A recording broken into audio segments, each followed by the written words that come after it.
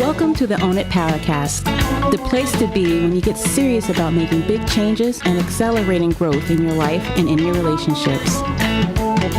Finally create the life you've always wanted, living life on your own terms. Learn how to take your fear and turn it into powerful choices that will create sustained change. Now your host, Mary Baker. Hey everyone, welcome back to the Own It Powercast, a place where you can come to get what you need to move yourself forward.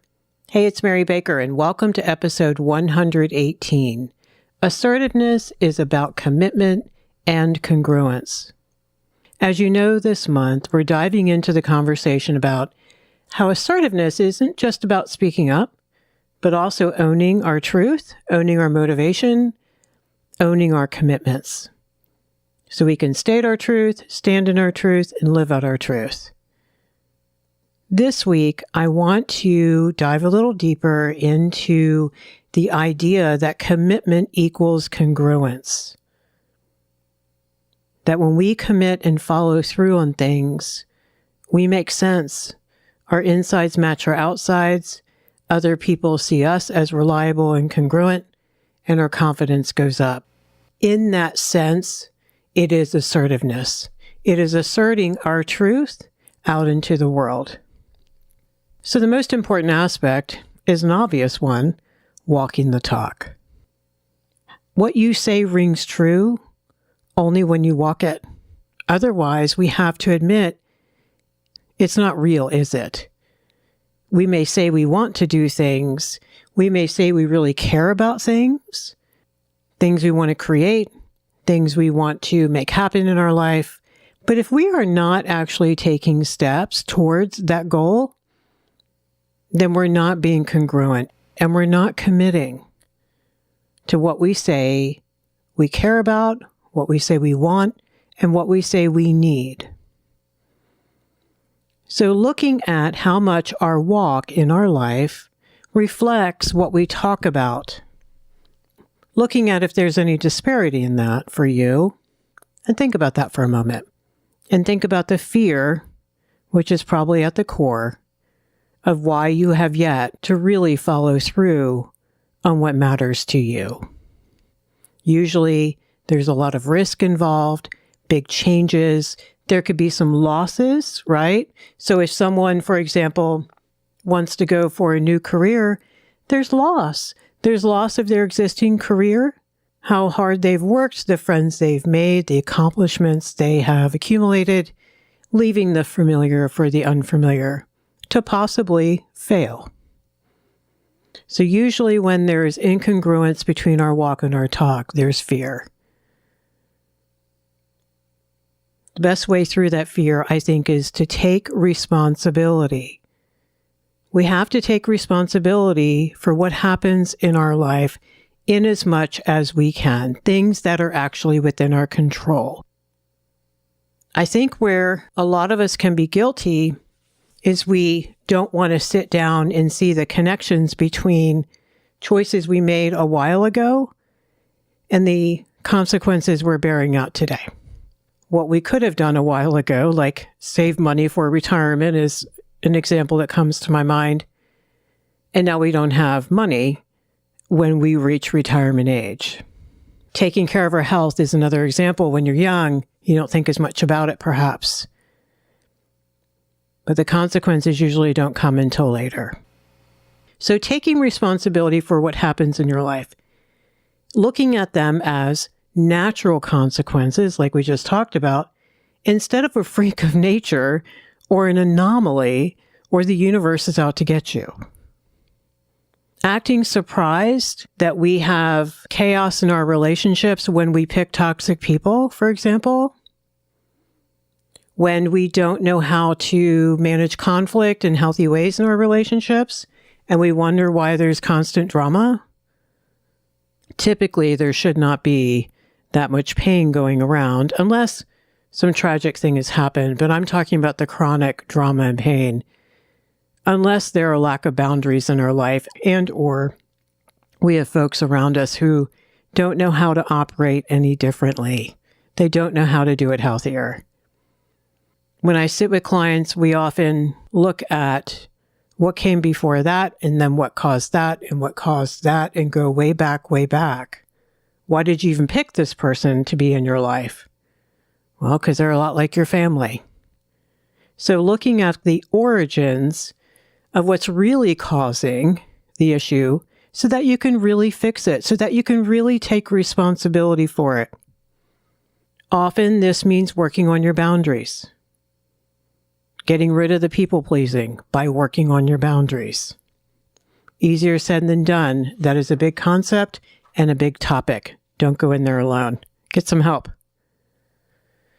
Another thing you can do is commit to always learning and growing. So you take responsibility for where you are today and maybe the work you've done thus far, but being humble enough to say, I need to work on boundaries, or I'm not as confident yet, or I need to put some healthy folks around me. This becomes your insurance against being unhealthy tomorrow. It can also help you look forward to a better and better life because you're doing what you can control. You are trying to keep growing and learning and getting healthier and healthier. You're going to end up putting healthier people in your life. You're going to make better decisions.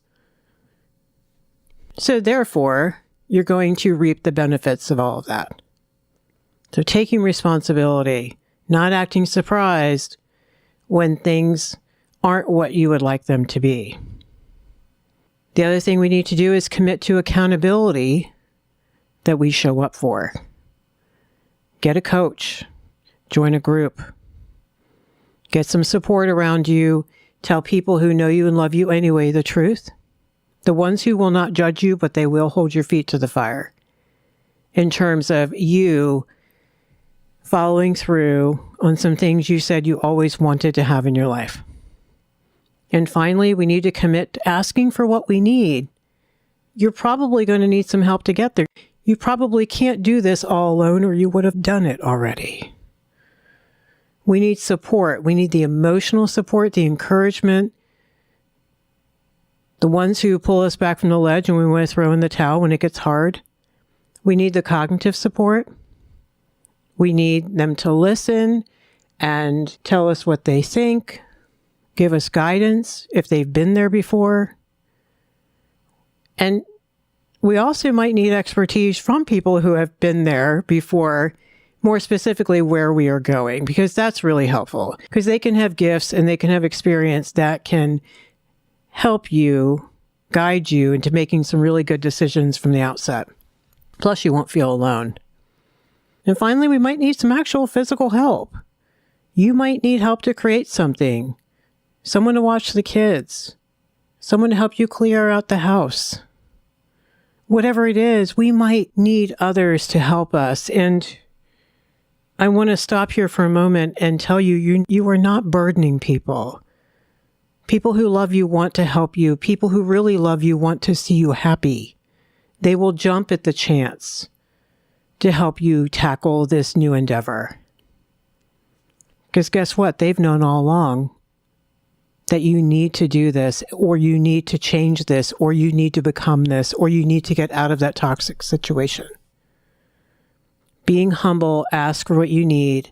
Let people be honest with you in terms of how they can help you and how they can't. And don't burden just one friend. Spread it out. Makes it much easier.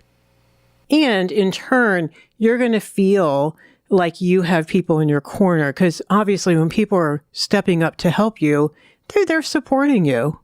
They're encouraging you. You're not alone anymore. And that's really important, okay? So taking responsibility, trying to make our walk match our talk. Because without follow-through, it's not real. Commitments mean nothing if there is no action, is what we've been talking about this month. So let's talk about some of the things that can get in the way, that can help or hinder following through. Because if it was easy, we would have done it. One of the big ones is learn what good enough is. You may have some perfectionism in there that you may not even be aware of. It's hard for people to even admit they have perfectionism going on, because then they wouldn't be perfect. Then they wouldn't have their shit together. Try to stand back from that black or white, all or nothing, perfect or horrible thinking. That's not real, guys. It doesn't work. More than likely, things are going to go wrong. You're going to have wrinkles in your plan. Life's going to show up. Learn what is good enough. Like, figure out what is good enough. In other words, do the as long as. As long as X happens or doesn't happen, I'm good. If these other things happen or don't happen, that would be absolutely fabulous, but I can live without them if that doesn't come to be. You've got a bottom line that you're good with.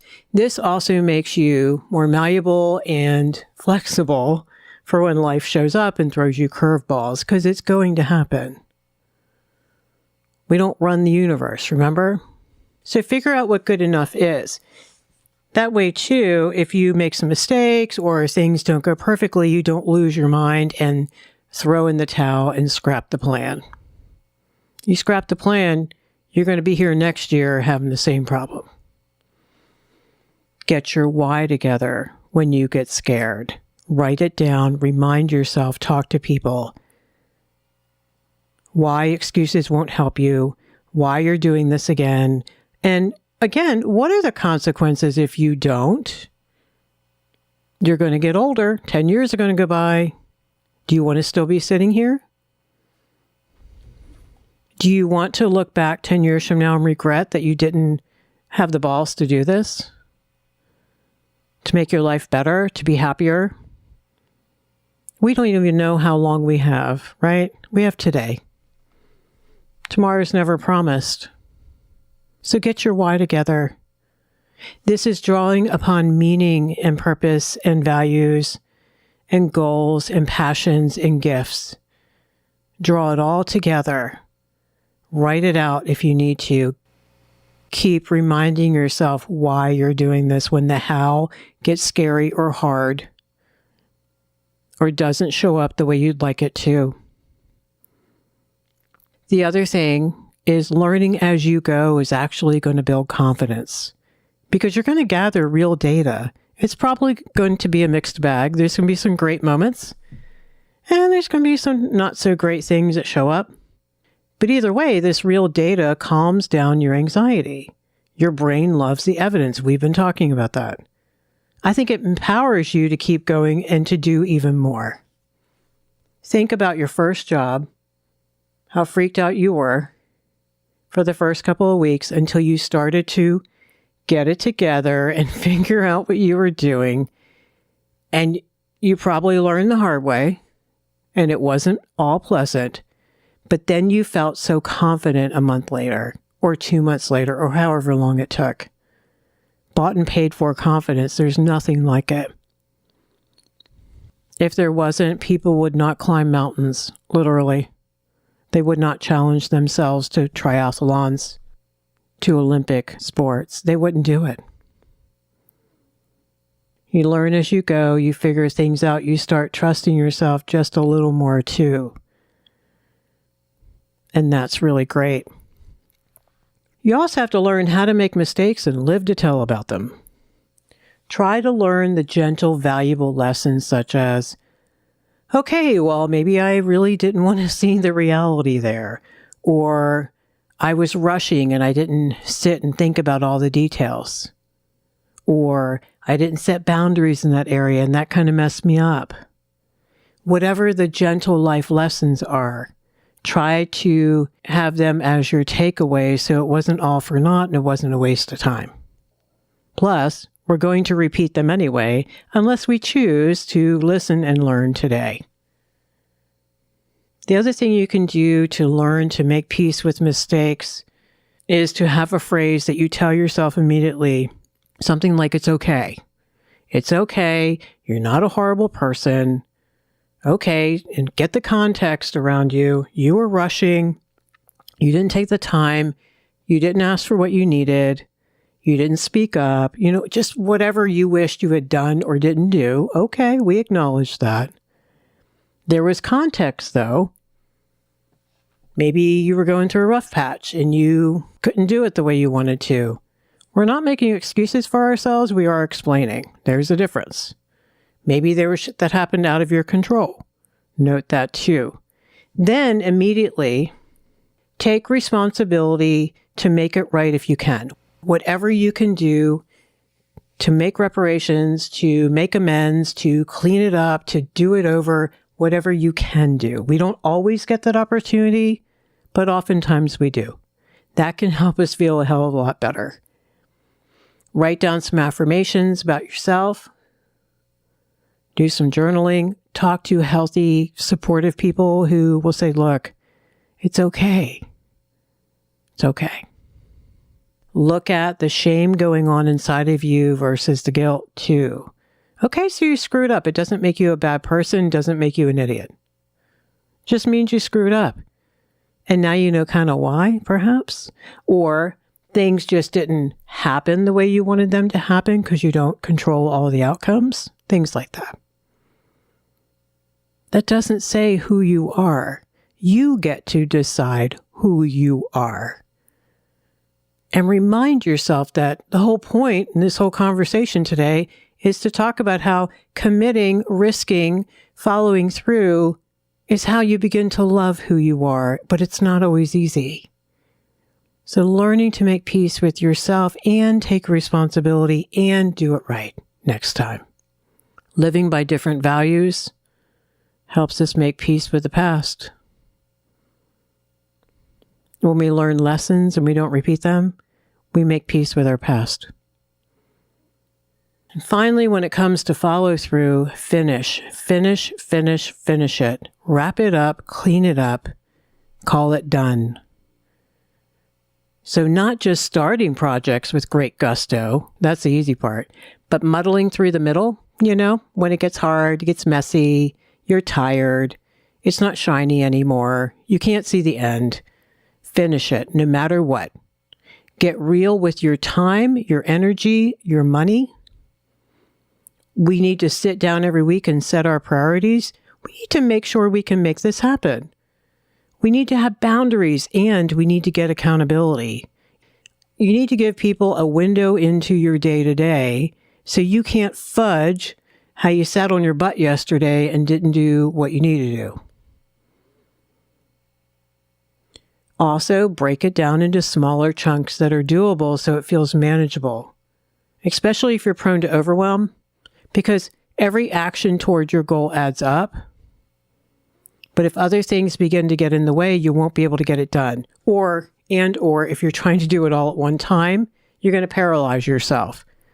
You guys that struggle with this, you know what I'm talking about. You're standing there in the middle of the room and you can't even get started because you're trying to start everywhere at once. Start somewhere. Start in one corner. Picture a garage full of boxes.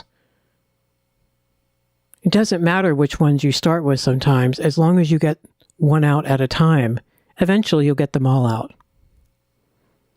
So finish things. You're going to feel better. It's going to feel complete. It's not going to be an open app in your head because that will drain your energy because it's not congruent. You started that thing and you didn't finish it. You said you wanted to get that done, to complete it, to make it real. The other reason why we don't do this is because it does make it real and people can judge it. As long as you are quote unquote in process, you can tell people, well, I'm still in the middle of that. So you can't be judged. It's performance anxiety. Get it done for you is what I encourage you to do. Get it done for you. Let's talk about the costs of not getting it done. Let's talk about the costs of not following through. The first one, probably the most obvious, is anxiety. The chaos from those missing appointments because you were running late or you forgot, not making good on your promises, both to yourself and other people. The missed opportunities is, I think, the saddest thing that we have to face because we did not step up and take the risk. We didn't knock on the door. We didn't take the opportunity when it knocked on ours. Another cost is low trust in your relationships. You have conflict, disconnect, because you can be an incredibly kind, loving, caring person, but if people can't count on you to show up on time, to follow through, to do what you said you would do because you overpromised or you weren't really ready to follow through, how can they see you as reliable? And more importantly, how can you see yourself as reliable? I tell clients all the time, if you want to gear up for the big commitments, just start trying to get places on time. Just start trying to write down your appointments. Start small. Get that down. Show yourself you are capable. It will empower you to feel more capable to do the bigger, better things. So the cost is trust. The cost is self-trust and others trusting us. It creates tremendous anxiety, creates panic attacks, creates depression in people. This is a big deal. Not to mention the sad aspect of all the missed opportunities, all the missed moments of truly living. If we're not risking, we're not living. Conversely, let's talk about some of the benefits. Building self-trust. When you follow through, you begin to trust what you say, what you want, what matters to you, what you need. I think you also show yourself you have the maturity and the growth now to do this. You actually may be healing years of procrastination and other forms of self-sabotage that have had some real consequences for you. Getting it right today means making amends to yourself, which I think is crucial to feeling confident and happier. You making peace with you is what matters. Another benefit, I think, is you build meaning as you follow through on what matters to you. Yep, the journey, right, that we keep hearing about. Because you're going to have profound moments that I think will teach you things. They'll bring about big feelings. And I think they will change your life. If you're really ready for transformation, it's the journey of walking through that is so memorable for people. It's not really getting to the other side, because getting to the other side becomes their new normal very quickly. But getting there, no, that's a story. And trying to bypass won't create sustained change anyway. Real change is bought and paid for. That's why it's so meaningful. Others will see you as more reliable. Their anxiety being around you will go down. Their resentment will be less. Their faith in you will be greater. You're going to be more grounded and happier around them. You won't be as stressed. And finally, they will be able to see the authentic you. Because as you take risks and follow through on what matters, you are presenting the real you to the world, which is why, guys, it's so scary for some people. That's very vulnerable. What we're talking about today essentially is vulnerability. But what is so profound is how you will begin to connect with others far more deeply and genuinely as you do this. So follow through is everything. So I want to do an exercise to finish us out today. If you've been listening before, you know what this is. If not, I'm going to give you 3 sentence starters, and I just want you to finish the sentence with 3 to 5 endings without really thinking about it. So you do it really quickly, because I don't want you to think about what you should end it with. So if you're walking or driving, just see what answers come up for you in your mind. If you can write down your answers, wonderful. There will be the bonus download for the episode. So if you get the newsletter, you will have the PDF. So you can journal about this later too. I always include extra sentences to get people journaling. But just trust and write whatever comes up. It's often a mixed bag of positive and negative or neutral. And this is just to raise your awareness and tap into your core self. That's all we're doing. Okay, you ready? Number 1. If I were to honestly look at my track record of following through. If I were to honestly look at my track record of following through,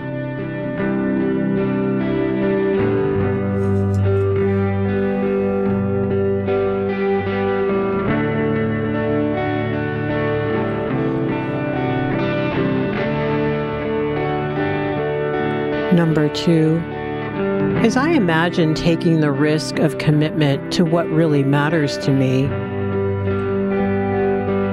as I imagine taking the risk of commitment to what really matters to me,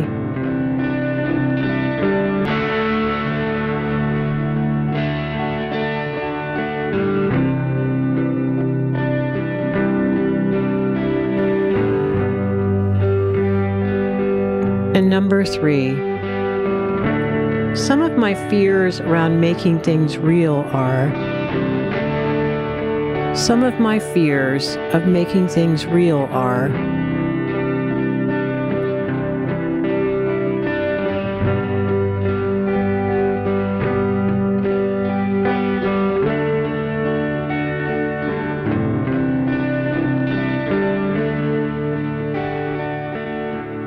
okay. So what did you end up with there? How does that feel?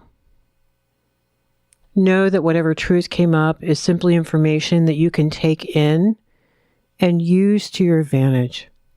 Use it to help you. I think getting honest with ourselves is always the first step to change. Ain't nobody getting nowhere staying in denial. We do know that. So today we talked about a very important aspect of assertiveness and self-confidence, and that is the concept of congruence, our walk matching our talk. Risk and commitment to what matters to us, and following through on those commitments to raise our self-esteem and bring a greater level of trust to our relationships. Thank you so much for joining me today. May you be in your truth, stay grounded, hold on to hope, focus on the good in you and others this week. If you want the bonus download, just check your email if you get the newsletter, and if you don't yet, go to www.ownitpowercast.com, sign up for the newsletter each Tuesday, and you'll get everything you need there. So, pay it forward. Keep focusing on you, and I'll see you next time. We hope you took away some useful insights and tools you can begin using right away. If you did, please leave a positive review and share on your social media.